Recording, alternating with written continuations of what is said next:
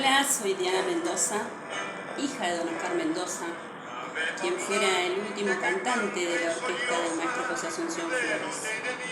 Mi padre, antes de su partida, dejó un legado que fue el Día Nacional de la Guaraña, para que cada 27 de agosto se le recordara al maestro. La guaraña es la música del Paraguay, es la única composición musical de la cual se conoce su creador, creada en el siglo XX, que fuera el maestro José Asunción Flores. Por tal motivo, yo, en nombre de mi familia y en memoria de mi padre y de nuestro amado José Asunción Flores, me sumo y apoyo la postulación de la guaraña ante la UNESCO para que sea declarada Patrimonio Inmaterial de la Humanidad. Viva la guaraña y viva el maestro José Asunción Flores. Somos guaraña.